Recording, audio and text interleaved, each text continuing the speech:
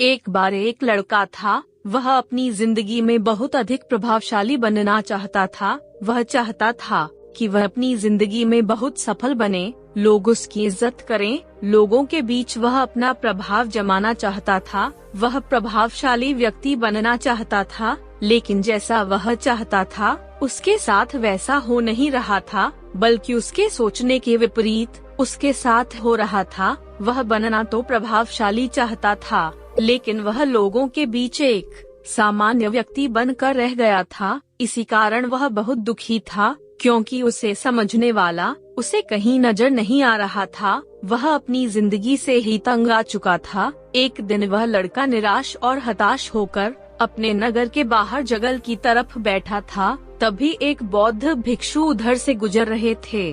बौद्ध भिक्षु ने जब उस निराश लड़के को देखा तो सोच में पड़ गए। वह सोचने लगे कि आखिर एक लड़का अकेले इस जंगल में इतना उदास क्यों बैठा है। वह भिक्षु लड़के के पास जाकर लड़के से पूछते हैं कि तुम इतने उदास क्यों हो और इस जंगल में अकेले क्या करने आए हो। लड़का भिक्षु की बात सुनकर बोलता है कि मेरी जिंदगी से मैं परेशान हूँ। यह सुनकर बौद्ध भिक्षु बोलते हैं कि ऐसा क्या दुख है तुम्हें जो इतनी कम उम्र में ही जिंदगी से परेशान हो चुके हो, जिंदगी से तंग आ चुके हो। इतना सुनकर लड़का थोड़े गुस्से के साथ बोलता है कि आपको होगा ना दुख, तब आपको पता चलेगा। फिर भिक्षु बोलते हैं कि हाँ, तुम मुझे बताओ तो सही, क्या पता मैं तुम्हारी समस्या का समाधान कर दूं। यह सुनकर लड़का थोड़ा सामान्य हुआ और भिक्षु को कहने लगा कि मैं अपने जीवन में एक प्रभावशाली व्यक्ति बनना चाहता हूँ। मैं चाहता हूँ कि मैं एक सफल और प्रभावी व्यक्ति बनूं, ताकि सभी लोग मेरी इज्जत करें और सभी लोग सिर्फ मेरा जैसा ही बनना चाहे। मैं अपने समाज के लोगों के लिए एक उदाहरण बनूं और जब भी सफल व्यक्तित्व की बात की जाए तो मेरा ही नाम लोगों के जुबान पर हो। भिक्षु यह सुनकर उस लड़के को बोलते हैं कि अच्छा हुआ कि तुमने मुझे अपनी समस्या बता दी। अब मैं तुम्हें इस समस्या का समाधान बताता हूँ।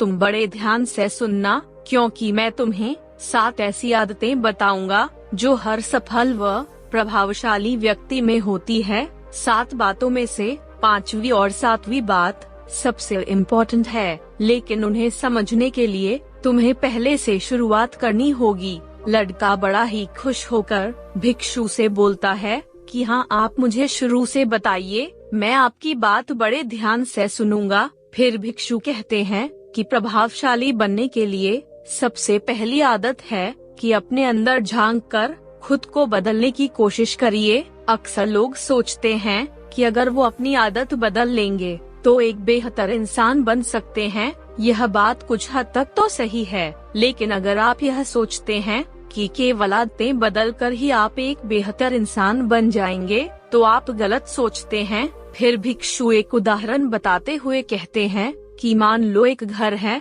अगर उसको आपने पेंट कर दिया तो क्या वह बदल जाएगा। तब वह लड़का कहता है कि बदलेगा तो नहीं, लेकिन हाँ, वह सुंदर और अच्छा दिखने लग जाएगा। तब भिक्षु कहते हैं कि ठीक वैसे ही तुम अपनी आदतों को बेहतर बनाकर एक सफल व प्रभावी व्यक्ति जरूर बन सकते हो, लेकिन तुम पूरी तरह अपने आप को नहीं बदल सकते। इससे आपका नजरिया कभी नहीं बदलता, बल्कि अच्छी और बेहतर आदतों से सिर्फ काम करने का तरीका बदलता है। अगर तुम्हें तुम्हारा नजरिया बदलना है तो सबसे पहले चरित्र के बदलाव पर ध्यान देना होगा, उसे बदलना होगा। खुद की सोच व खुद का नजरिया बदलने के लिए तुम्हें लंबे रास्ते तय करने होंगे। खुद को पूरी तरह बदलने के लिए तुम्हें खुद में झांककर यह देखना होगा कि असल में तुम क्या हो और क्या बनना चाहते हो। ऐसा करके तुम अपना नजरिया बदल सकते हो, और अगर एक बार नजरिया बदल गया तुम्हारा,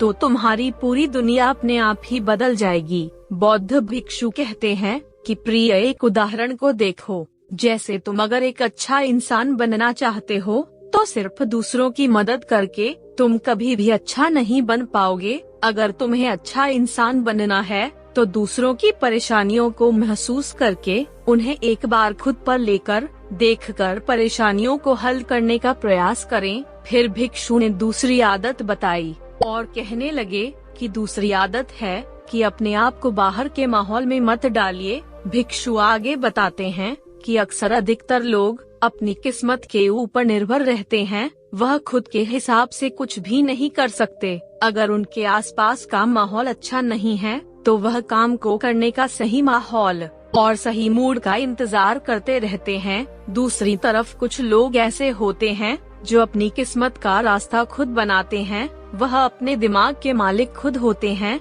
वह मूड के हिसाब से काम नहीं करते बल्कि काम के हिसाब से मूड बनाते हैं। उन्हें मौसम या माहौल से कोई फर्क नहीं पड़ता। भिक्षु आगे उस लड़के से कहते हैं कि अगर तुम भी बड़ा आदमी बनना चाहते हो तो तुम्हें अपने दिमाग का मालिक बनना होगा। एक इंसान जानवर से इसलिए अलग होता है क्योंकि इंसान अपने दिमाग पर काबू पा सकता है और उसे माहौल के हिसाब से काम करवा सकता है। कामयाब लोगों पर मौसम और माहौल का कोई फर्क नहीं पड़ता है। वह तो अपने नियमों के हिसाब से चलते हैं। उन्हें बाहर के नियमों और माहौल से कोई फर्क नहीं पड़ता। और दूसरी ओर जो माहौल के हिसाब से काम करते हैं उनके कभी बहाने खत्म नहीं होते। वह लोग हमेशा ही बाहरी चीजों को दोष देते रहते हैं। फिर भिक्षु अपनी बात जारी रखते हुए कहते हैं कि तीसरी आदत है हमेशा जीतने के बारे में सोचो। भिक्षु कहते हैं कि जहाँ पर प्रतियोगिता होती है वहाँ पर रिश्ते में खटास आना शुरू हो जाती है, क्योंकि प्रतियोगिता में हर व्यक्ति सिर्फ यही सोचता है कि वह सबको हरा दे और सबको हराने वाली सोच ही इंसान को ले डूबती है, क्योंकि हराने के चक्कर में इंसान यह भूल जाता है कि असल में उसकी मंजिल क्या है। भिक्षु ने कहा कि तुम इस बात को ध्यान से समझो कि किसी के जीतने के लिए हर बार किसी को हराना हो यह जरूरी नहीं। अगर तुम यह सोचोगे कि हर कोई एक साथ जीत सकता है और आप बिना किसी को हराए भी जीत सकते हो तो आप प्रतियोगिता को अपनी जिंदगी से बाहर निकाल फेंकोगे। अगर आपको तेज भागना है तो अकेले भागिए, लेकिन अगर आपको दूर तक चलना है तो सबको साथ लेकर चलिए। फिर भिक्षु ने आगे चौथी आदत बताते हुए कहा, किसी भी काम को करने से पहले उसके नतीजों के बारे में सोच लीजिए। दोस्तों, अगर कोई भी आपसे पूछे कि ताजमहल सबसे पहले कहाँ बना था तो शायद आपका जवाब होगा कि आगरा में। लेकिन दोस्तों, सबसे पहले ताजमहल किसी के दिमाग में बना होगा और फिर उसे आगरा में बना दिया गया होगा। इसीलिए किसी भी काम को करने से पहले उसके बारे में सोच लेने से आप कामयाब बन सकते हैं। बौद्ध भिक्षु ने कहा कि इसके लिए आपको दो बातों का ध्यान रखना होगा। सबसे पहले तो तुम्हें यह बात ध्यान में रखनी होगी कि आपको जाना कहाँ है, आपका उसूल क्या है। इस बात का ध्यान रखने का फायदा यह होगा कि फिर तुम वही काम करोगे तो तुम्हें अपनी मंजिल की तरफ लेकर जाएगा, अन्यथा आप एक ही जगह पर घूमते रहोगे। इसके बाद तुम्हें यह ध्यान में रखना होगा कि जो भी काम तुम कर रहे हो उसका परिणाम क्या होने वाला है। तुम उस काम को करने के तरीकों के बारे में विस्तार से सोच लीजिए, जिससे तुम्हें वही नतीजे मिले जो तुमने सोचे थे। पहले ही यह सब सोच लेने से तुम्हें भविष्य में कोई दिक्कत नहीं आएगी, तभी तुम सुखी और सफल बन पाओगे। बौद्ध भिक्षु आगे पांचवी आदत बताते हुए कहते हैं कि तुम उस काम को सबसे पहले करो जो आपको आपकी मंजिल के करीब लेकर जाता है। भिक्षु लड़के को समझाते हुए कहते हैं कि अपनी मंजिल तक पहुंचने के लिए तुम्हें उसे हर दिन जीना होगा। तुम्हें हर दिन कुछ ऐसा काम करना होगा जिससे तुम अपनी मंजिल तक जल्दी से पहुंच पाओ। इसके लिए मैंने जितनी भी आदतें बताई हैं और आगे बताऊंगा उन्हें अपनाना होगा। हम अक्सर उसी काम को ज्यादा समय देते हैं जिसे करने से हमारे काम की क्षमता बढ़ती है। भिक्षु आगे कहते हैं कि अगर किसी काम को लगातार कई दिनों तक करते हैं तो एक दिन हम उस काम में माहिर हो जाते हैं और फिर उस काम को कम समय में हम बहुत अधिक अच्छा कर पाते हैं। लेकिन लोग अपने काम को बेहतर बनाने के बारे में तो नहीं सोचते, बल्कि उसके बेहतर परिणाम के बारे में सोचते रहते हैं। इसी कारण लोग बेहतर और खुशहाल जिंदगी नहीं जी पाते हैं। भिक्षु ने कहा, तुम्हें तुम्हारे जीवन में हमेशा अपने काम को बेहतर बनाने की कोशिश करनी होगी। इसके लिए तुम्हें उस काम को सबसे पहले करना होगा जो तुम्हें अपनी मंजिल के करीब लेकर जाता है। जो काम जरूरी है उसी को अपनी दिनचर्या में सबसे ऊपर रखिए। जो काम जरूरी नहीं है उन्हें बाद के लिए छोड़ दीजिए। भिक्षु ने कहा, जरूरी काम वो नहीं होता जिन्हें करने की आपको जरूरत है। अगर तुम्हें कोई ऐसा काम भी करना पड़ रहा है जो लंबे समय तक तुम्हें कोई फायदा नहीं देगा,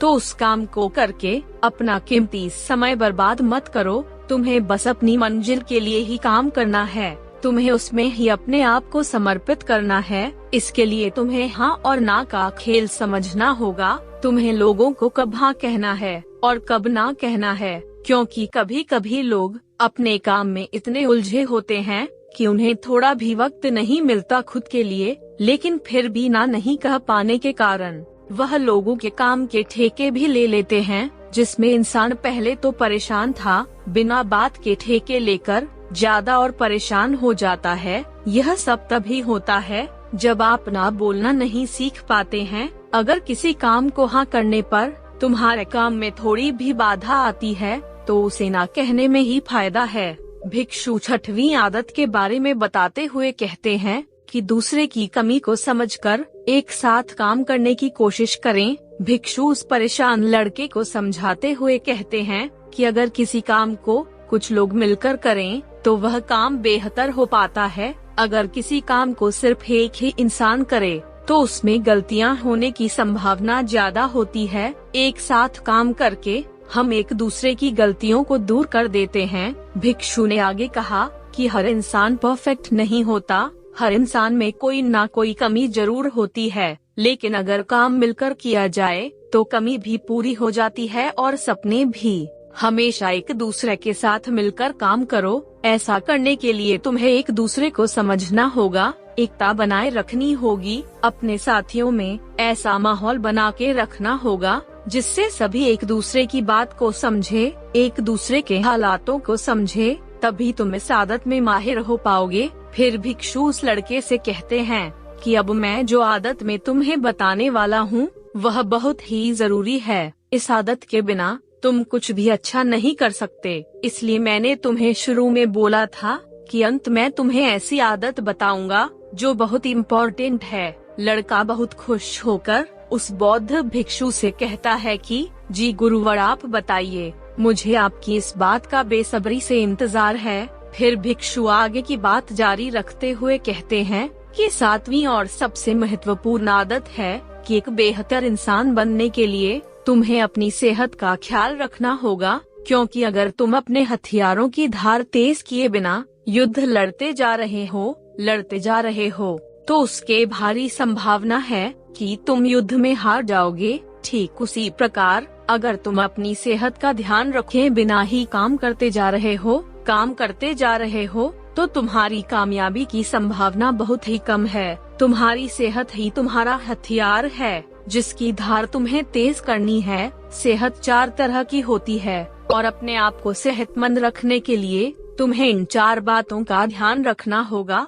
पहली बात, शारीरिक सेहत के लिए तुम्हें रोज अच्छा खाना खाना होगा और रोज कसरत करनी पड़ेगी। तनाव से बचकर रहना होगा, तभी तुम शारीरिक रूप से सेहतमंद रहोगे। अगर तुम्हें अपने तनाव को दूर करना है तो वीडियो की लिंक आई बटन में और डिस्क्रिप्शन में मिल जाएगी। उसमें आपको तनाव को दूर करने के तरीके मिल जाएंगे, जरूर जाकर देखें। दूसरी बात, मानसिक सेहत के लिए तुम्हें रोज कुछ लिखने और कुछ पढ़ने की आदत डालनी होगी, जिससे तुम व्यस्त रहोगे और फालतू के गंदे विचार आपके दिमाग में नहीं आएंगे। तीसरी बात, सामाजिक सेहत के लिए तुम्हें ज्यादा से ज्यादा अच्छे लोगों से संबंध बनाने होंगे। और चौथी और लास्ट बात, आध्यात्मिक सेहत के लिए तुम रोज साधना या पूजा करो। उसके अलावा तुम नैतिकता के बारे में सोचकर उसके हिसाब से काम करने की कोशिश करो। भिक्षु अपनी बात को खत्म करते हुए उस लड़के से कहते हैं कि अगर इन 7 आदतों को तुम अपना लो